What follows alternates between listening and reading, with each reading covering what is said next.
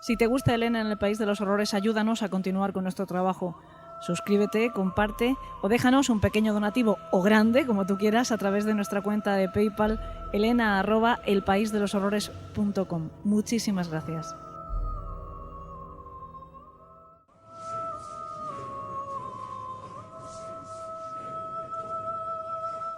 Elena en el País de los Horrores. Buenas noches y bienvenidos a El País de los Horrores. Qué largo se hace el verano cuando una está más cómoda en las sombras. Cómo hemos echado de menos este lugar, aunque sea así, oscuro, siniestro, lúgubre, pero es que solo en este lugar donde están ustedes, nuestros oyentes, nuestros secuaces, esperándonos, reclamando una pequeña pero potente dosis de terror nocturno, pidiendo que vuelva a este espacio de inspiración para sus pesadillas. Y no saben lo felices que nos hacen cuando dejan esos recaditos en nuestra página de Facebook o en el correo electrónico. Qué largo es el verano, aunque suponga vacaciones y descanso, pero ¿quién quiere descansar si se puede estar aquí, preparando algún susto o mirando de frente a los criminales más espantosos que ha conocido la humanidad? Sí, es cierto, tal vez tengamos una manera muy extraña de divertirnos, pero, tal y como está el patio ahí fuera, ¿no se está mejor aquí dentro? Puede que el miedo que sentimos aquí nos prepare para lo que se nos está viniendo encima. ¿Quién sabe? Lo que es seguro es que nos sirve de distracción a ustedes y a nosotros, los que formamos esta banda de asustones, que somos Pedro Quirós, Raquel García Sevillano, Loli Otero, Miguel Entrena, Margarito Realba y quien les habla, Elena Merino. En nombre de todos, 1000 gracias por estar ahí, por esperarnos y por volver junto a nosotros. Como diría una de nuestras heroínas, la niña de Poltergeist, ya están aquí, ya estamos aquí, para estrenar una nueva temporada de Elena en el País de los Horrores, en la que iremos descubriendo novedades y sorpresas e iremos conociendo a lo más granado del lado oscuro, monstruos de la vida real y de la ficción, historias de terror, conspiraciones, etc. Pero como en las buenas series, antes de lo nuevo, vamos a repasar lo que ocurrió en episodios anteriores. Hemos preparado un recopilatorio con las mejores historias e interpretaciones de nuestros actores en la mente del asesino. Espero que les guste recordar tanto como a nosotros. Bienvenidos de nuevo. Aquí comienza la segunda temporada de Elena en el País de los Horrores.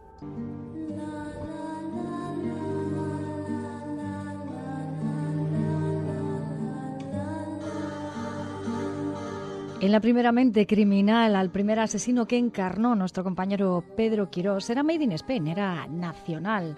Contaba y recreaba el testimonio de confesión de Álvaro Bustos.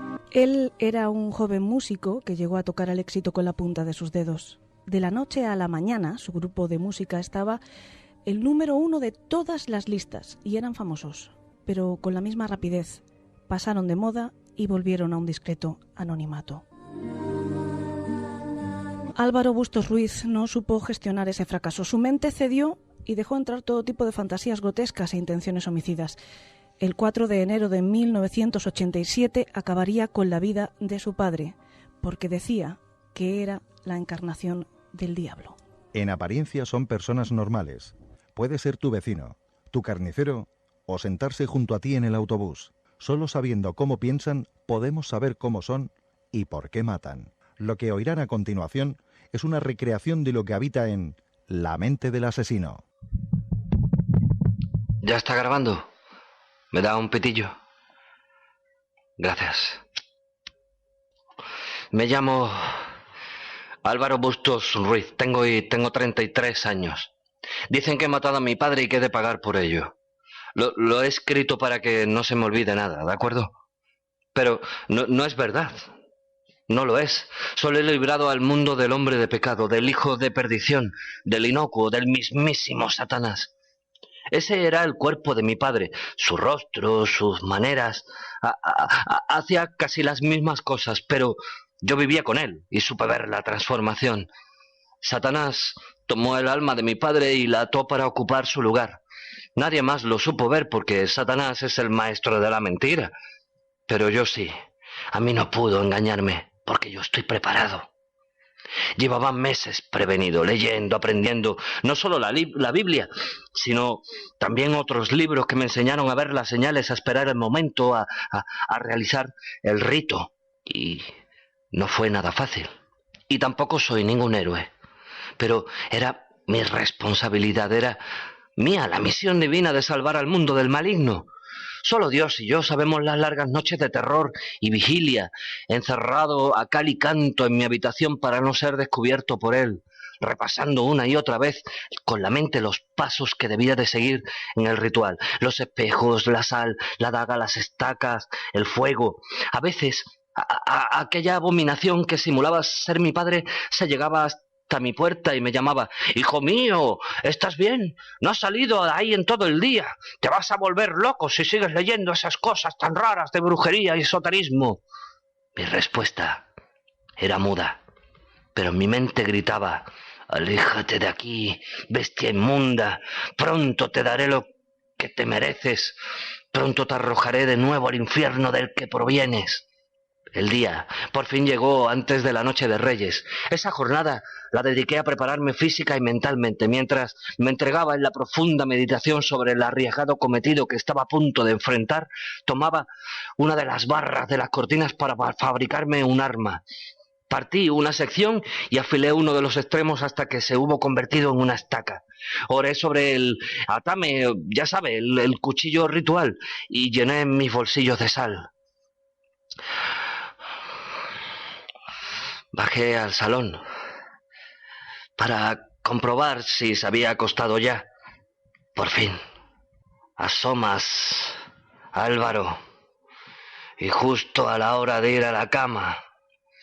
«Me tienes muy preocupado, hijo», dijo. «¿Seguro que no necesitas ayuda?», me dijo el gran fingidor, como un padre preocupado. «Todo acabará muy pronto», le respondí, «y volveré a estar bien». Se retiró al dormitorio. Aproveché para cegar todos los espejos de la casa, girándolos o cubriéndolos con paños tupidos, porque aquel odioso ser podía cruzarlos y huir a través de ellos.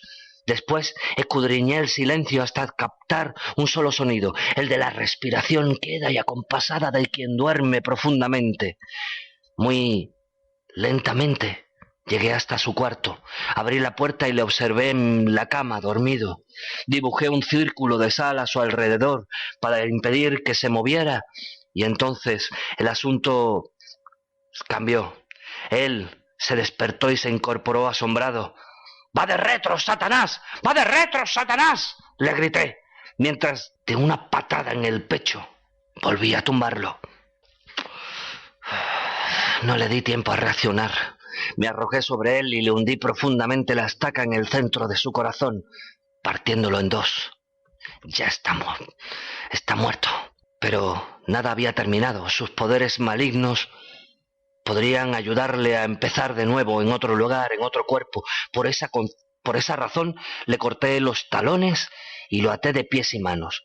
Luego bajé hasta el coche, lo dispuse en el asiento de atrás y me senté yo al volante. Claro que él no podía conducir. Arranqué el coche y comencé a circular, sin rumbo fijo. Necesitaba tiempo para pensar. Por fin se me ocurrió cómo dar el siguiente paso. Tenía que quemar el cuerpo para concluir el exorcismo. En la sierra, en la finca de un amigo, podía llevarlo a cabo, pero sus oscuras influencias doblegaron mis intenciones. Un vecino entrometido quiso saber qué estaba haciendo y no pude concluir. Regresé a Córdoba. Habían pasado muchas horas y estaba agotado, pero no podía rendirme aún. Dejé el coche aparcado y salí a despejarme. Cada poco volvía a vigilarle para impedir que escapara. Dos hombres se me acercaron por la acera. Me dijeron que eran policías, que estaban tratando de averiguar qué le había pasado a mi padre, que mi hermana había estado en la casa y les había llamado al descubrir una gran mancha de sangre en la cama. «He matado a mi padre porque era Satanás», le contesté. «Casi lo he conseguido, casi. He salvado a la humanidad. En eso he sacrificado mucho también, a quien más quería. Mi buen, querido, amoroso padre. Siempre sentiré su ausencia. Siempre lloraré su muerte, esa será mi expiación. Pero no me arrepentiré jamás, por mucho que me hayan encerrado en este manicomio como un vulgar loco. Yo he salvado al mundo y he liberado a mi padre. Pero ¿Sabe una cosa? La lucha no ha terminado. Quedó un freco pendiente, pues el enemigo es listo y anida ya en otro ser, en una niña pequeña que muy pronto vendrá aquí a verme, la hija de mi hermana. Por cierto, ¿me puede dar otro cigarrillo? Y el crimen no entiende de géneros, tampoco las mujeres se quedan atrás ni exentas en estas historias endiabladas, en estos hechos delictivos, en los asesinatos cometidos a veces por pura frivolidad, como fue en el caso de la condesa sangrienta. Erzsébet Báthory nació en una de las familias más antiguas y adineradas de Transilvania. Casada a los 15 años con el conde Nasdadi, quedó viuda con apenas 44 años. Erzsébet despide entonces a toda su familia política y se queda sola, acompañada únicamente por su séquito. A partir de entonces surgen los primeros rumores. En los dominios de la condesa está ocurriendo algo muy siniestro. Todas las muchachas que entran a su servicio desaparecen sin que sus familias vuelvan a saber nada de ellas. Durante la investigación de esas denuncias aparecieron no menos de 400 cadáveres en el interior y los alrededores del castillo de la condesa sangrienta. Entraron como vulgares invasores, eludiendo los privilegios y derechos de mi rango. ¿Acaso valen más un puñado de campesinas sucias y harapientas que yo? ¿Acaso ellas no eran mías como lo son sus padres y las tierras donde descansan sus despojos? Soy Erzsébet Báthory, de Exec, condesa de Nasdadi, sobrina del príncipe de Transilvania y rey de los polacos. Señora de estas tierras y de cuanto en ellas nace y muere. Decidir en qué momento también es decisión mía. La única cosa que nos hace iguales a ellos y a mí, y a toda criatura que huella la creación, es que el tiempo pasa inexorable para todos, dejándose notar en nuestros huesos, en nuestros ánimos, en nuestra piel. Es la misma muerte la que se abre camino hacia nosotros, soplándonos desde lejos su hálito pestilente de decrepitud y olvido. Yo tenía 44 años cuando murió mi esposo.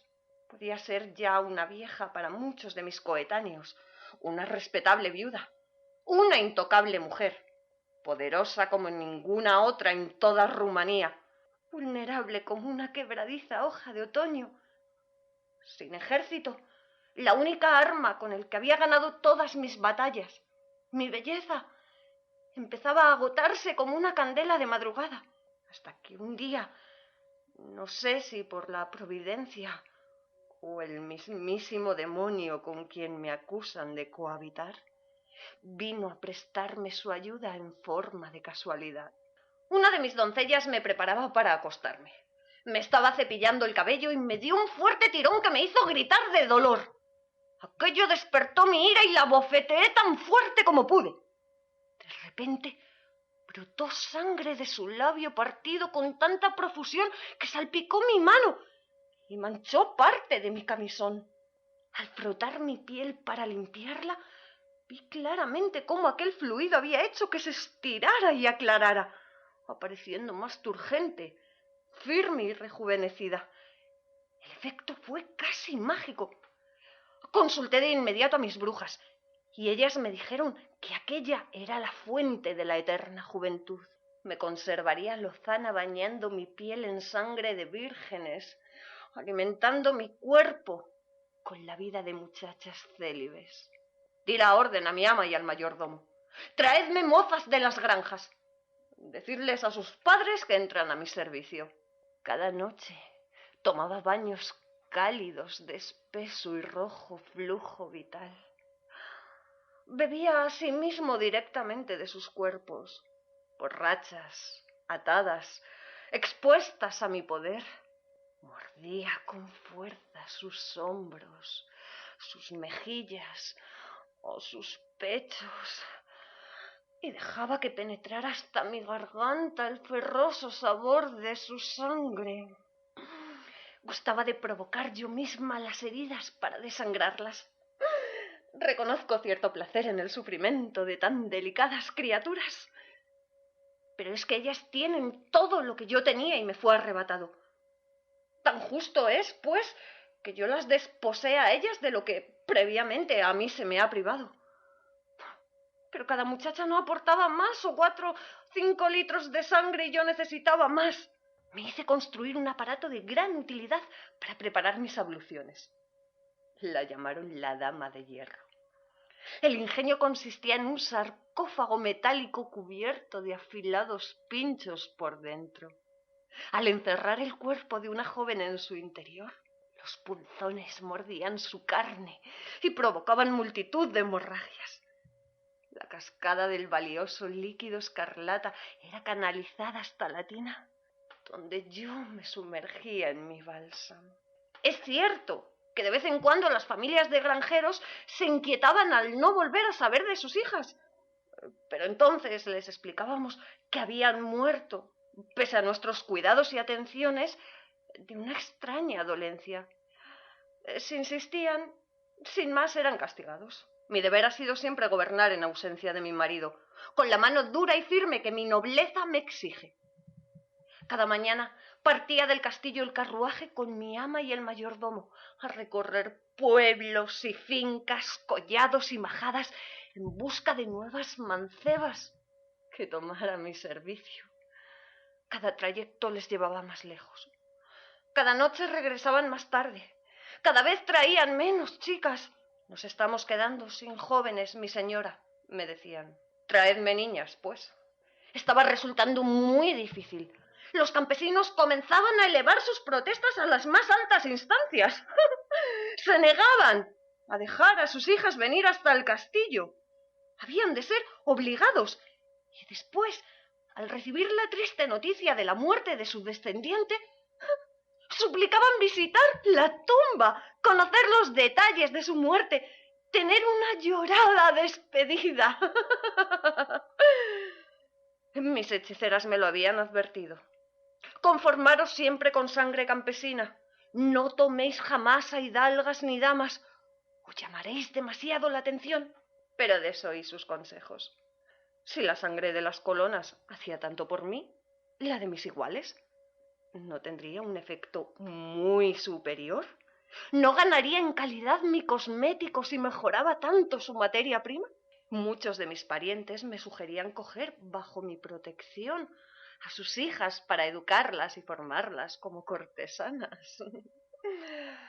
Probé una vez, 2 veces, 3. Tal vez debí contenerme, pero lo necesitaba. Era médico, era salvador, era mi alimento, y sin él yo estaría acabada. Las denuncias por la desaparición de jóvenes nobles no cayeron en saco roto, y mandaron tomar mi castillo a mi primo Zurzó, ese bastardo envidioso, y sus hombres. De nada me habría servido no franquearles el paso, presentar resistencia, tratar de esconderme. La mujer más poderosa de toda Rumanía es vulnerable como una quebradiza hoja de otoño si no posee un ejército, y se enfrenta a la ambición y el odio de un pariente despechado. A mis sirvientes, mis consejeros y a mí misma nos pusieron ante un tribunal. Fuimos juzgados por brujería y asesinato de más de 650 mujeres. Todos, excepto las brujas, fueron decapitados y sus cadáveres quemados. A las hechiceras les arrancaron los dedos con tenazas al rojo vivo por haberlos empapado en sangre de cristianos y las mataron en la hoguera. La ley pretendía ser benevolente conmigo por mi condición aristocrática, pero yo hubiera preferido seguirles en su destino. A mí me han emparedado en la habitación más pequeña de mi castillo. No han dejado más que un pequeño hueco por donde el carcelero me hace llegar la comida. La escasa luz de un cabo de vela es la que me permite ver estas páginas mientras las escribo. Lo único que sí agradezco es no poder verme en el espejo y comprender que, finalmente, he sido atrapada por los años que han arrugado y manchado mi piel, que añora más que nunca su tibio, denso oscuro elixir de juventud. Y hay asesinatos y asesinos reales que, por el modo de afrontar los hechos o de realizarlos, de cometer esos actos delictivos, dan tanto para la ficción que se convierten en auténticas leyendas. Yo creo que ese fue incluso el caso de Manuel Blanco Romasanta. En el Archivo Histórico del Reino de Galicia se conserva un insólito proceso judicial bajo la referencia Causa 1788 del Hombre Lobo, datado en el año 1852. Este curioso documento consta nada menos que de 2000 páginas de texto manuscrito y compone la sentencia contra uno de los asesinos más conocidos de la historia del crimen español, Manuel Blanco Romasanta. Según su testimonio, fue víctima de una maldición que le obligaba a transformarse en lobo y a alimentarse de carne humana. Con este pretexto acabó con la vida de 13 personas, a las que no solo mató, sino que también mutiló y canibalizó. Esta noche, en la mente del asesino, el hombre lobo de Allariz. Sus señorías deben saber que yo hice cuanto pude contra este mal que me ha castigado durante 13 años. Cualquiera en el pueblo les dirá que soy un hombre devoto y cumplidor con nuestra Santa Madre Iglesia, que he rezado mucho y le he pedido al Señor que me ayude a vencer la bestia, que he tratado de ser persona, pero cuando el ansia aparece y siento la llamada de la sangre, pierdo el dominio de mí y me transformo en lobisomie. Yo no lo deseo, señorías, pero soy la víctima de una maldición. Yo antes era un pobre desgraciado que solo he hecho que trabajar y llorar mis desgracias. De pequeño fui aplicado y trabajador. Hacía cordeiro, peneireiro y hasta tejí e hice calceta. Yo he sido en mi vida cocinero, sastre, vendedor. He hecho trabajos que mi sexo, bueno, de mi sexo y hasta de los de mujer. Pero no se equivoquen, que yo me casé. Pero se me fue mi señora para el otro barrio muy pronto y ya pues no me quedó nada en este mundo para quedarme fijo en ningún sitio. Así que me hice buhonero. No sé si fueron mis padres o qué parientes, pero por ellos me llegó la fada esta de hacerme lobo. Fue una noche que yo me había prestado de hacer de guía a una mujer y su hija, que querían emigrar de Allariz para Asturias a colocarse de sirvientas. Íbamos los tres cruzando el bosque. Ellas no era mucho de hablar, así que íbamos callados, marchando lentos, pues ya caía la anochecida y estaban ya un poco cansadas. No sé qué me entró para el cuerpo, no sé qué fue, que sentí un calor muy fuerte que me ardía el alma, la ropa empezó a quemarme la piel y allí mismo caí al suelo delante de ellas, me la saqué toda y revolviéndome como un demonio me fui convirtiendo en un lobo. De repente, de un salto me tiré sobre la madre. De un bocado en el cuello le saqué toda la carne y empezó a sangrar como una cochina. Seguí mordiendo y tragando hasta que dejó de moverse. Después, como el hambre seguía, hice lo mismo con la chica. Y así, pues empezó todo. Y así fue como maté, que yo recuerde, a 13. Casi siempre era así, como he contado. Pero otras, a lo mejor, pues les daba un golpe o les dejaba sin sentido, o si yo mismo comenzaba a asustarme porque cuando empezaba a convertirme en lobo yo me asustaba. Antes de morderles les clavaba un cuchillo y los mataba. Cuando la rabia era mucha, con los dientes y las uñas los mataba, a mordiscos en el gaznate, arrancándolo todo con mis garras.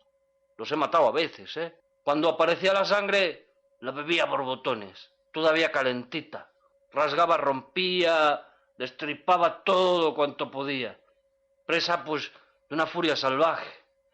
Y fíjense qué cosa, no podía dejar de aullar a la luna porque pues no saben si que eso no se puede remediar. No sé si me entienden sus señorías. Era un hombre lobo. Después ocultaba en el bosque lo que quedaba de ellos y me escondía yo pues hasta que pasara de lobo a hombre otra vez y pues para volver al pueblo.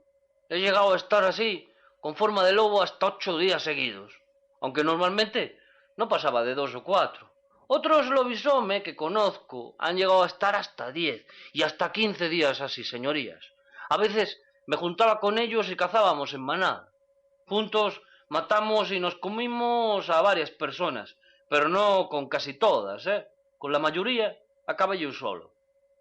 Luego, de volver a ser persona, me llegaba hasta Allariz y les decía a los parientes que ya estaban sanos y a salvo en Santander, o en León, o donde me hubieran pedido que les llevara, y que los había dejado colocados en una casa muy buena, donde los señores los querían mucho, y que les irían dando recaos a través mío.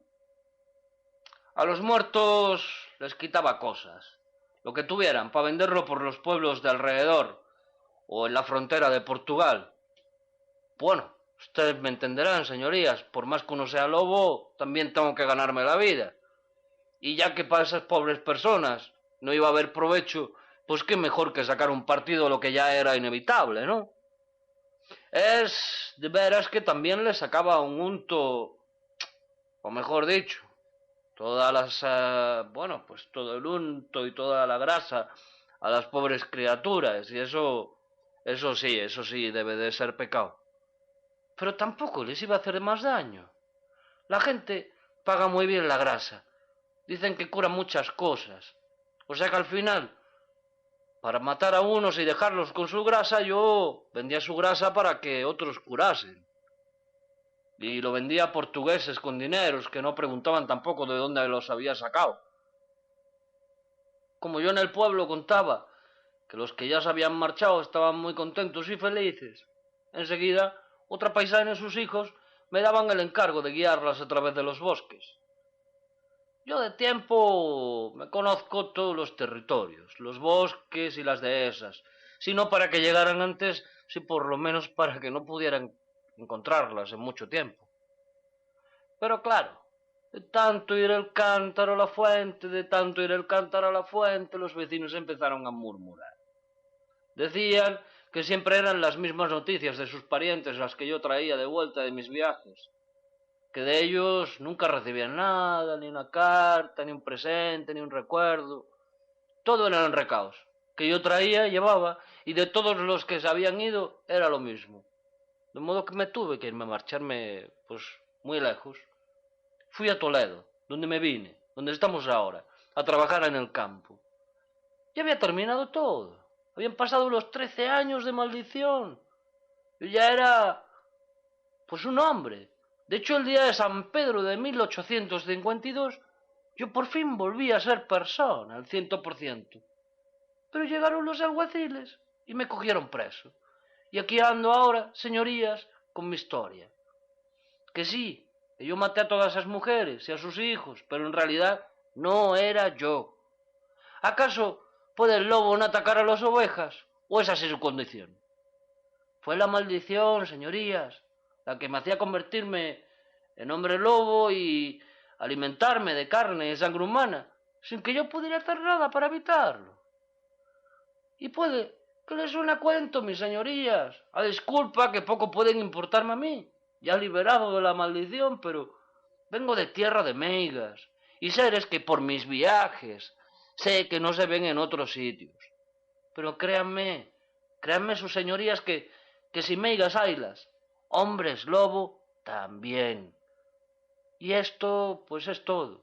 En sus manos quedo, y las de Dios, que bien sabe que no pude yo, pobre de mí, remediar tanta carnicería por maldiciones heredadas. La mente del asesino.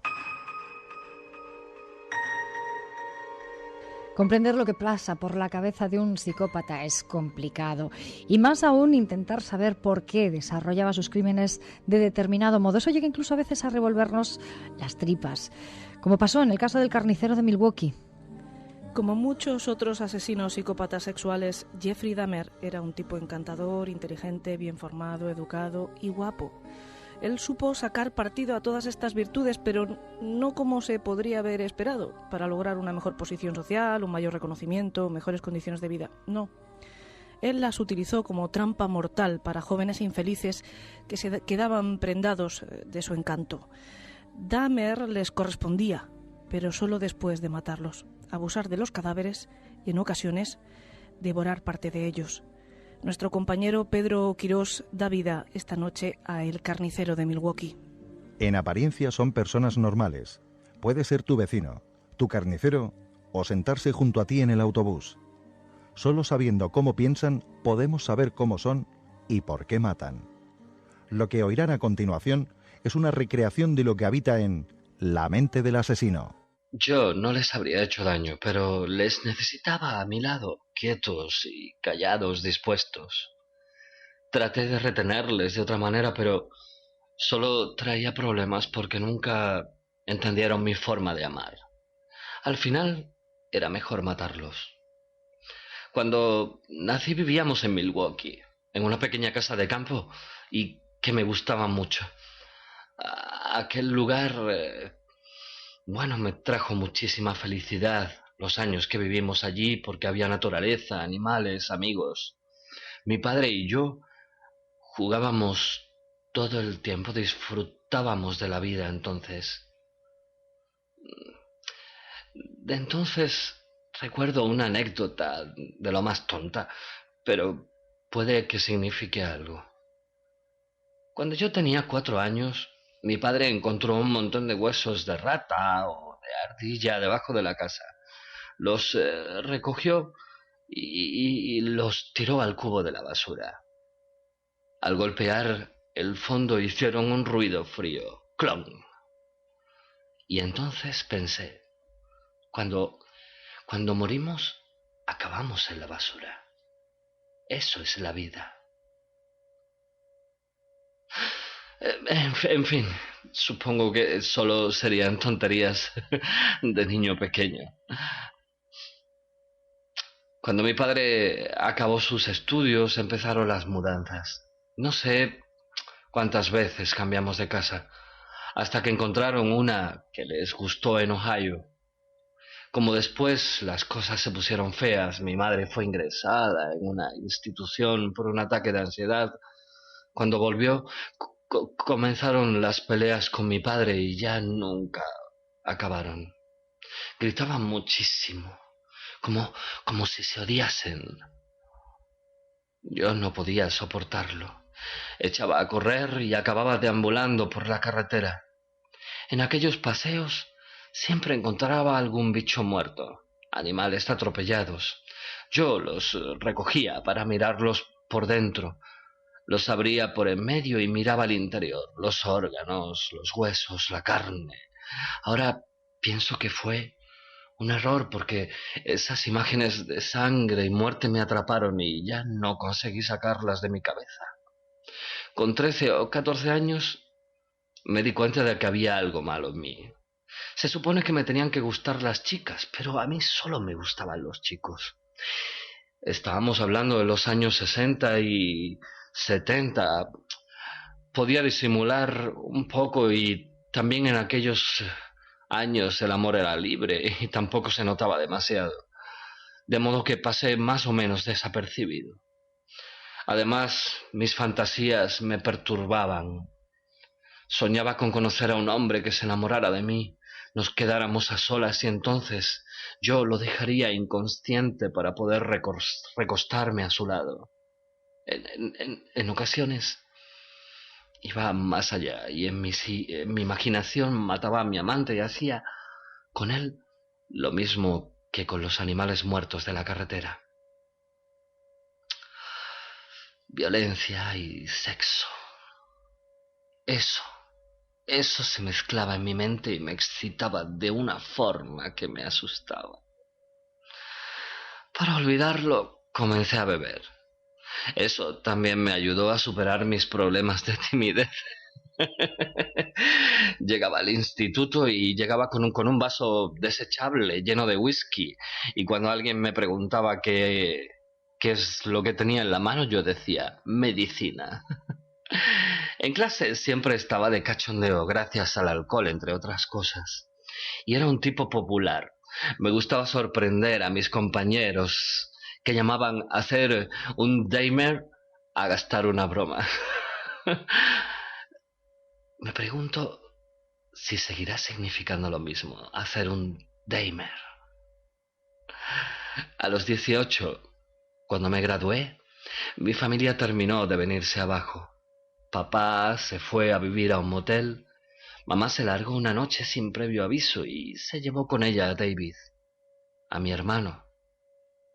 Yo me quedé solo de golpe, en una casa aislada, sin familia, sin amigos de verdad, sin amor, solo con todas esas imágenes terribles en mi cabeza, y deseé huir. Cogí el coche y fui hacia el pueblo. Tenía intención de emborracharme. En cuanto vi a aquel muchacho haciendo autostop, supe lo que iba a pasar. Intenté evitarlo, pero fue más fuerte que yo. Di la vuelta y lo recogí. Lo llevé a mi casa y allí bebimos cerveza y charlamos durante 2 horas. Cuando dijo que se quería marchar y comprendí que volvería a estar solo, me entró el pánico. Mi reacción fue golpearlo hasta la muerte. Cuando me di cuenta de lo que había sucedido, solo pensé en librarme del cadáver. Lo troceé y me lo llevé al basurero. Nadie pareció enterarse. Aquella muerte se convirtió en una obsesión. Me odiaba y me amaba al mismo tiempo por haberlo hecho. Era un horror, pero había sido tan excitante. Intenté enmendarme. Fui a la universidad. Me alisté en el ejército, pero la bebida me echó de un sitio y del otro. En el ejército, además, acabé en los... de campaña, mirando cadáveres y mirando heridos en hospitales, y pude conocer el cuerpo humano por dentro, y eso me fascinó. Cuando volví a Milwaukee, a vivir con mi abuela para no estar solo, luché contra mis apetitos depravados, acudiendo a la iglesia, buscando trabajo, pero mi obsesiva necesidad seguía dentro de mí. El reclamo de la muerte no se acallaba ni con el alcohol. Después de 3 años de vivir con rectitud, una tarde en la biblioteca se me acercó un tipo y me dejó una nota en la mesa. Me ofrecía sus favores sexuales a cambio de dinero. Yo lo rechacé, pero aquello terminó con la represión de mis instintos. Quería un hombre sumiso a mi lado, que se dejara hacer y guardara, sobre todo, silencio. Por el día trabajaba en la fábrica de chocolate y por la noche salía de cacería. Frecuentaba las saunas y los bares de ambiente. No me resultaba difícil ligar y siempre encontraba algún chico fuerte que quisiera venirse conmigo. Eso me gustaba. Solo quería que estuvieran quietos y callados. Así que los drogaba. Tendido a su lado escuchaba los sonidos de su cuerpo, el corazón, el estómago. Pronto quise también verlos. Empecé entonces a estrangularlos. Dejaba el sexo para entonces. Es verdad que seguía tirándomelo después de muerto, pero solo mientras el cadáver estaba fresco. No es cierto, como dicen por ahí, que me guste follar con muertos. Cuando empezaban a corromperse tenía que deshacerme de ellos. Y eso me hacía sufrir porque yo los quería. Hubiera deseado tanto que se quedaran a mi lado. Por eso hacía fotos de todo y por eso probé a comerme parte de ellos. De alguna manera sentía que así serían parte de mí para siempre. También me quedaba con sus cabezas. Las conservaba todo el tiempo que podía. Cuando la carne se pudría, limpiaba sus cráneos para que estuvieran junto a mí siempre. Iba a hacerme un altar donde estuvieran todos juntos, mis amantes, mis compañeros. Iba a ser mi harén particular, mi Edén.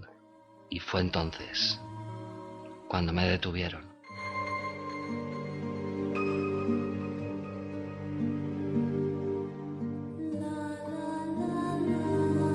Y hay asesinatos que se cometen mejor a dúo. ¿Cómo fue con la célebre pareja formada por Freddie Rose?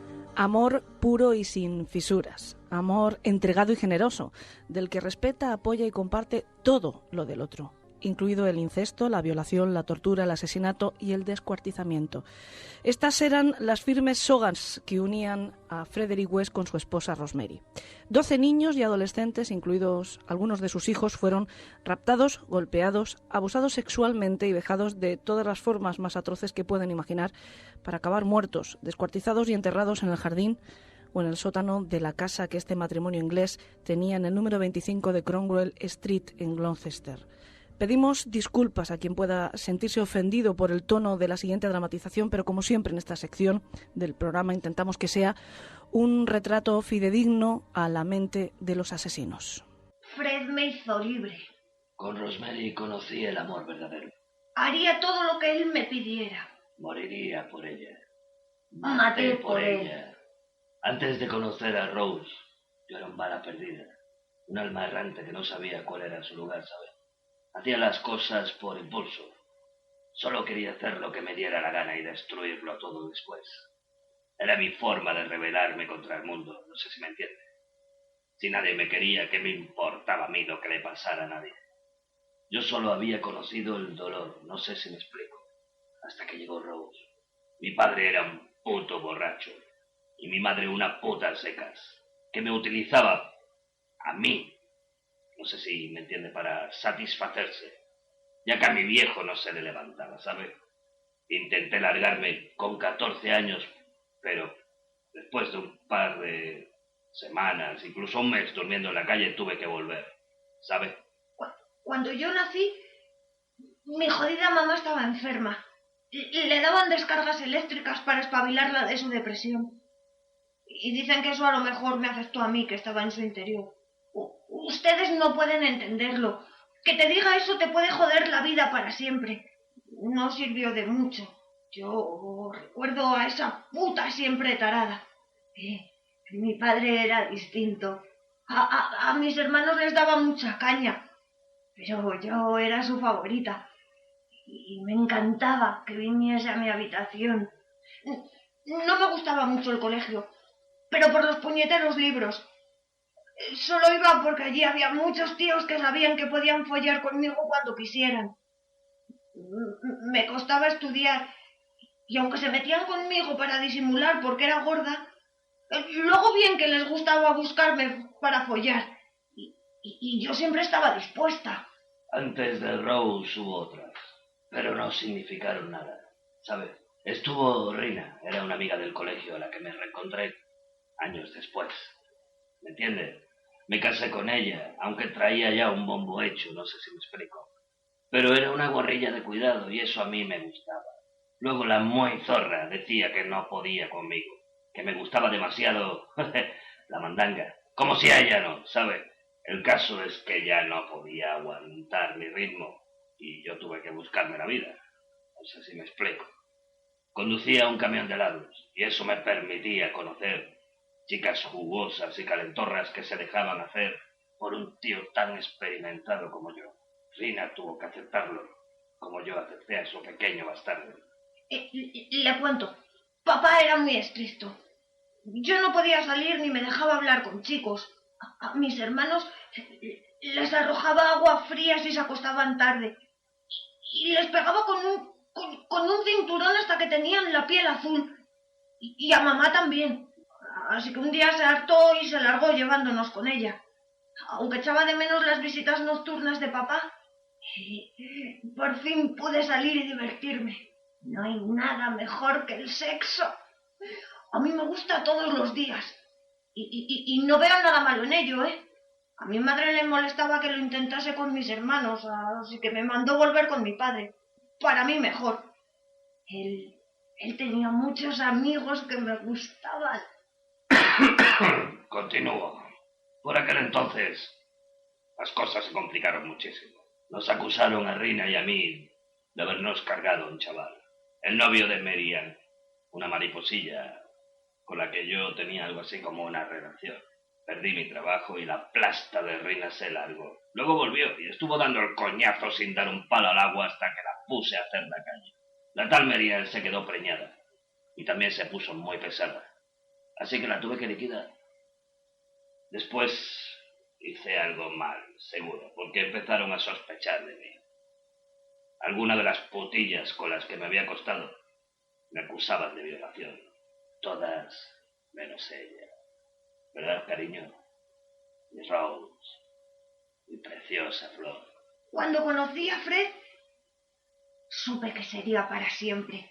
Él sabía darme justo lo que yo quería y no solo no le importaba que me acostase con otros, algo que yo disfrutaba muchísimo, sino que le gustaba verme y grabarme a través de agujeros en la pared, de los cristales. Siempre estaba ahí para mí, lleno de deseo y de pasión, de amor generoso y comprensivo. Pero mi padre no lo entendió y lo denunció a los servicios sociales. Me mandaron a la cárcel. Pero yo ya era su mujer. Estaba embarazada. Rosemary era una gran mujer, pese a su corta edad. Tuvo que cargar con todos mis hijos, además de nuestro bebé. Dicen que les pegaba, pero era por su bien. Es que estaba tan frustrada. Te echaba tanto de menos. Sí, pero se te fue la mano. Te cargaste al hijo de mi primera mujer. Él no era tuyo. Y luego yo tuve que cargármela a ella para que nos dejara en paz. Sí. Y por fin pudiste hacerme oficialmente tuya. Por fin pude ser la señora West. Pero sigamos contando, Fred. El señor quiere detalles. Éramos tan felices. Bien, mientras Fred estaba en la cárcel, yo me divertía con otros hombres. Como siempre. Y cuando él salió yo, simplemente pues volvió a unirse a la diversión. Como ya le he dicho antes, le gustaba mirar por un agujero desde la habitación del otro lado o por la ventana. Miraba todas las guarradas que me hacían otros tíos. Y me hacía fotos y las publicaba el muy pervertido. Compramos una casa en el número 25 de Cromwell Street. Nuestro hogar.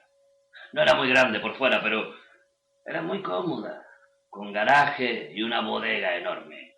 Allí hice para ti una sala de juegos. Luego la ampliamos. ¿Te gusta tanto jugar? No más que a ti. Pero no todo fue juego y diversión. Fuimos padres de 9 niños. Bueno, yo fui la madre de todos ellos. Y tú, el padre de alguno. Y la asesina de otras madres de mis otros hijos. Y de mis otros hijos también. Bueno, pero me hice cargo de los míos. Y les enseñé lo más importante que hay en la vida. Buen sexo.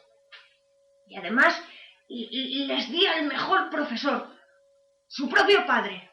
¿Por qué crees, Fred, que al final nos traicionaron? Yo intenté protegerte. Les dije que yo lo había hecho todo, que te había utilizado a ti para atraer a todas esas chicas, pero que yo había sido yo quien las había torturado, asesinado y enterrado. Pero no te creyeron. Sabían a qué me dedicaba yo, lo de la casa de citas, y siguieron las pistas de nuestras muchachas. Ellos dicen que solo venían a trabajar, pero a ellas les gustaba. Gozaban contigo y disfrutaban tanto como yo cuando les pegaba y las ahogaba. Y tú las follabas y yo disfrutaba viendo y me excitaba tanto que no podía quedarme apartada.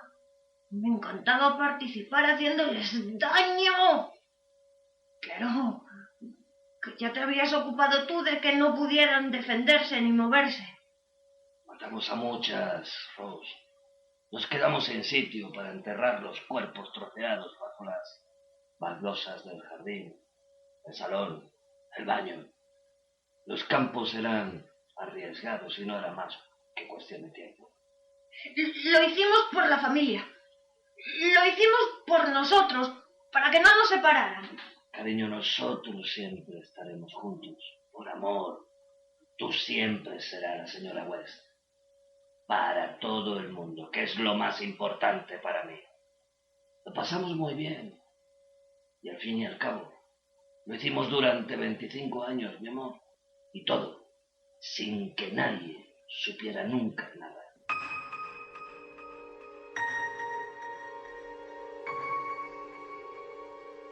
Y hay quien incluso destruye, o en este caso mata, su propia obra, su propia creación, su propia hija, por no resultar lo perfecta que en un inicio la concibió. Así podría resumirse el caso de Aurora Rodríguez. Aurora Rodríguez se impuso la misión de hacer de este mundo un lugar más comprometido, liberal, socialista, feminista, y pensó que para ello lo mejor era formar a un líder, desde su génesis. Aurora rechazó el amor de los hombres, pero utilizó a uno para quedarse embarazada. Su fruto sería Hildegard, una niña brillante que antes de cumplir los 18 años ya contaba con el reconocimiento internacional como feminista, militante de izquierdas y sexóloga. Sin embargo, a ojos de su madre, se perdió por el camino y ella decidió eliminarla. Esta noche nuestra compañera Raquel García Sevillano interpreta a Aurora Rodríguez. La mente del asesino. Solo accedo a llevar a cabo esta confesión con 2 condiciones. En primer lugar, que se sepa que a pesar de que digan que esta es la cárcel más moderna de Europa, tanto las reclusas como sus guardianas son irrespetuosas, irresponsables y desobedientes, y sus paredes poco aseadas y frías. De ahí si ve que nota mi voz un poco acatarrada. Y en segundo lugar, que se transcriban mis palabras una tras otra, tal y como las voy a decir. La mediocridad de los periodistas y de esta sociedad controlada por hombres no puede hacer mella en la realidad de lo ocurrido. Esta es la verdad, porque es mi verdad. Hay demasiada incultura. Odio la mentira con todas mis fuerzas. La considero como una de las grandes causas de los males de la humanidad. Dudo que en el mundo se redima mientras las gentes no se decidan a decir lo que sienten, aunque la confesión ponga en peligro tu vida. ¿Acaso por ello tenga tan mal concepto de las mujeres en general? Es difícil descubrir en muchas un solo pensamiento noble, porque no discurren con la cabeza, sino con el sexo. No fue un asesinato, fue una ejecución, una eutanasia. Hildegard ya no era Hildegard, era otra cualquiera, una más con la misma debilidad, estulticia y frivolidad que exhiben las mujeres en nuestro tiempo. Nos había traicionado, nuestras esperanzas, nuestra lucha, mi proyecto. Hildegard lo ha sido todo en mi vida. A ella le he dedicado cuerpo y alma, contra todo y contra todos, y lo había logrado. Pero su sucia, vulgar y corrompida genética fue más fuerte que todos los ideales del mundo. Ella debía de ser distinta. Tuvo desde el principio todas las oportunidades que yo no tuve. En mi casa las mujeres debíamos de ser educadas y divertidas para entretener a los hombres y a las señoronas de la alta sociedad. Mi madre murió muy joven, pero no lamenté haberla tratado poco. No era más que otro jarrón que adornaba la casa de mi padre, y él no era un mal hombre, no tan retrógrado como otros de su tiempo. Era abogado y tenía una gran biblioteca. Yo leía muchos de sus libros cuando estaba sola en casa. Saint-Simon, Owen, Fourier. Hubiera sido tan feliz fundando una comuna como ellos proponían. Mi hermana, mayor que yo, tuvo un hijo siendo aún soltera, aunque ella y la absurda sociedad reaccionaria lo llamó ilegítimo. La muy cobarde se marchó a Madrid a fingir la sobrevalorada virginidad. Y yo me hice cargo del pequeño. Le sentaba junto a mí mientras tocaba el piano, y así le convertí en todo un prodigio. Pepito Arriola, el Mozart español lo llamaron. Pero su madre se lo llevó y no pasó de ahí. De niño precoz, de muñeco de circo. De todas maneras, mi breve experiencia en la formación de Pepito me valió para ver que mi idea de crear al ser superior, capaz de cambiar el mundo en que vivimos, era posible. Y así nació el proyecto Hildegard. El proyecto. La niña tardaría unos años más en llegar, los que yo necesité para encontrar al que yo creí que podía ser un buen semental. Supuestamente era un sacerdote. Que se mostrara tan favorable e implicado en el proyecto fue lo que más me convenció.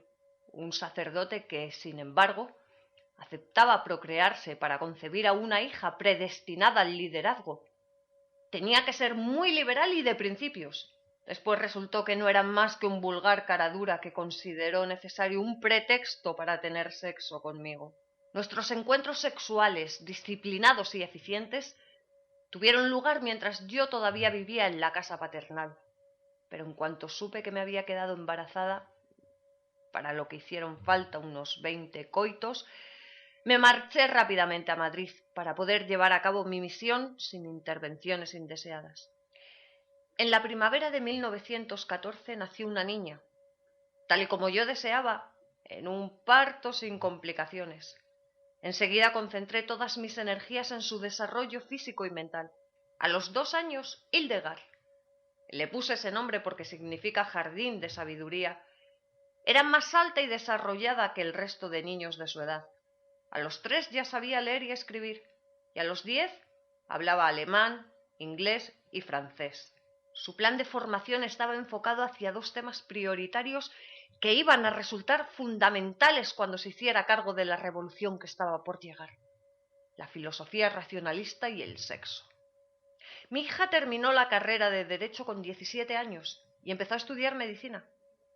Se convirtió en una pieza clave dentro del PSOE, aunque le pesara al incontestablemente misógino aparato del partido.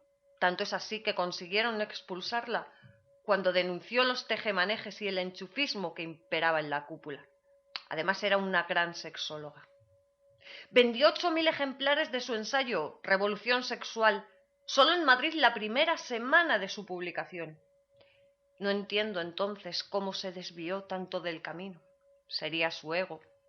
Sería que era más sensible de lo que yo había previsto a las zalamerías y lisonjas de los hombres. De la noche a la mañana, ella, que siempre había estado libre de la frivolidad de la coquetería femenina, que había sido robusta y sobria como un roble, y no delicada, cursi y equívoca como una flor, comenzó a ponerse potingues en la cara, lazos, bordados y moñas, a salir para memeces y abandonar el estudio, y a abandonar a su madre, ante quien cada día se mostraba más rebelde. Tanta tontería llamó la atención de un escritor inglés, un tal Wells. Él vino a Madrid y ella perdió todo el tiempo que pudo paseándole de acá para allá. Al final, él quiso llevársela a Londres, prendido de su enorme inteligencia, decía. Lo único que pretendía era anularla, convertirla en una simple secretaria para mayor gloria de su mediocre talento, eliminar la competencia, el miedo de los hombres ante el triunfo femenino.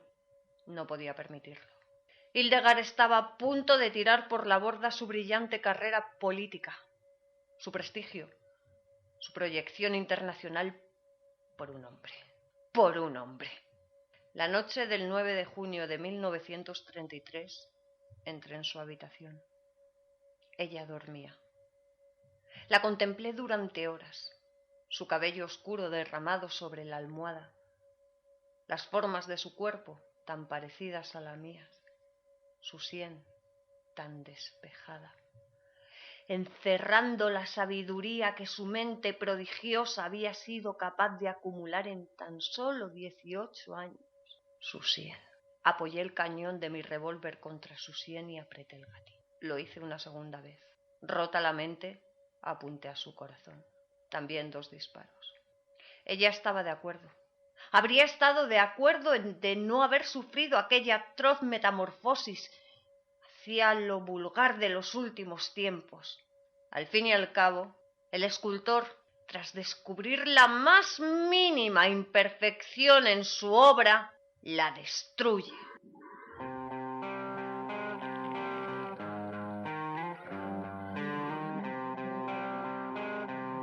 Todo esto dio de sí una sola sección de este espacio, en el que se mezcla la realidad y la ficción, los monstruos reales y los imaginarios, pero con un solo objetivo: hacérnoslo pasar fenomenal, pasándolo fatal.